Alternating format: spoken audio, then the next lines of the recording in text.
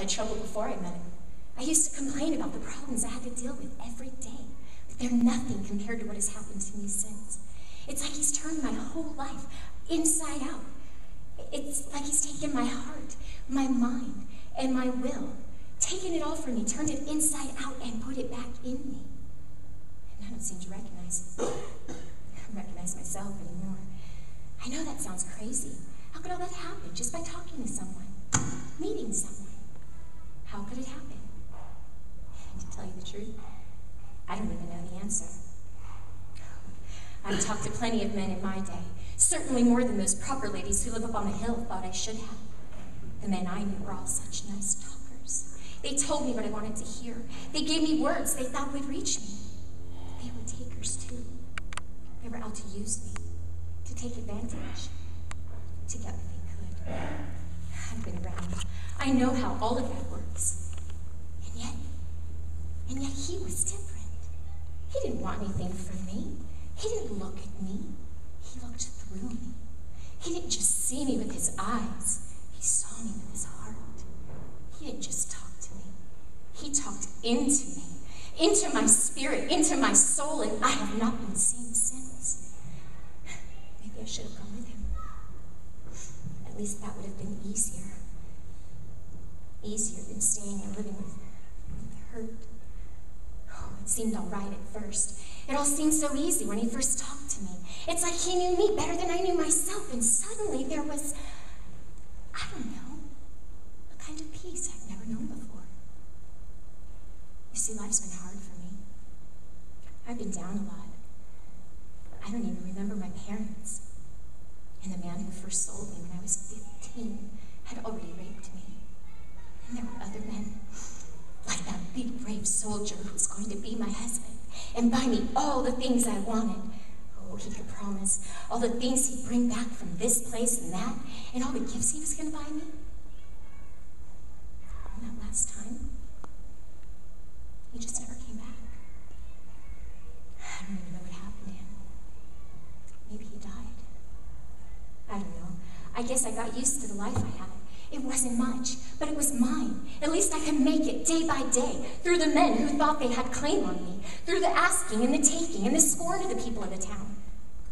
And some of the townfolk wouldn't even look at me. And some of those women, those fine, proper women from uptown, would even spit at me. Like I was an animal, they would spit at me. But I didn't need them. I had my own life to live. I knew where I was going, what I was doing. Most of the time, that ached at night when I couldn't remember which bed I was in. That dark place that would be there each morning with questions I could not answer. Until he came. The rabbi, the master, the Messiah. He said he asked for nothing and claimed everything. He demanded nothing and gave everything. He spoke hardly 100 words to me, yet he changed my life. Oh Lord, how you changed my life. But they believe me, you know? Even after all that, even after all he's given me, I still hurt. So bad sometimes. Oh, my friends. Oh yes, my friends. They won't have anything to do with me anymore.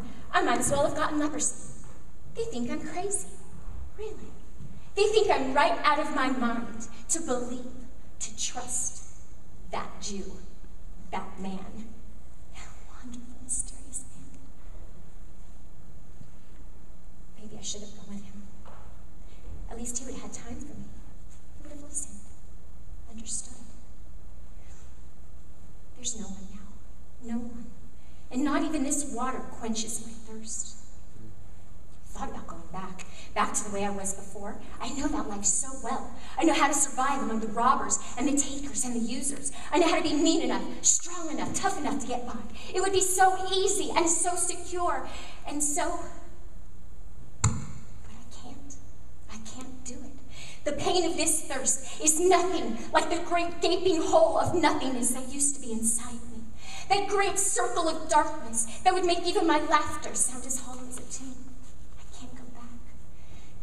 I can't go back to that deadly pain that racked my spirit and brought me down into death. even while I was still breathing. I can't go back to the fear, to the struggle. There was no hope, no peace. Now still here alone, with no one to hear me, alone with no one to hold me or even care for me, here where he reached me and gave me life.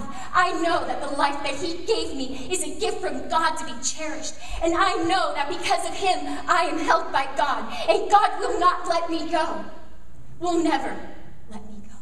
Whether I'm in the pits of despair or alone in an endless wilderness or even on the heights of my own imagining, God will not leave me. In the eyes of that one who cared enough to give me living water. Because he promised, I drink this water, this gift, this life.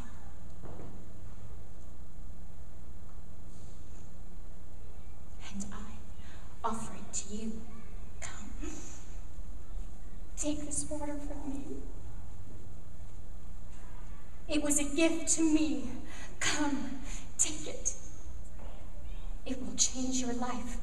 It will make you into someone you might not even know. Come, take it. It will turn your life inside out. And in spite of the tears you may find after you drink, in spite of the hurt that may fill you as you try to follow, in spite of the many who will turn away from you and ridicule you, in spite of it all, you will be alive and whole and at peace, perhaps for the first time in your life. And drink with me. This water will become in you a spring of water, gushing up to eternal life, to life.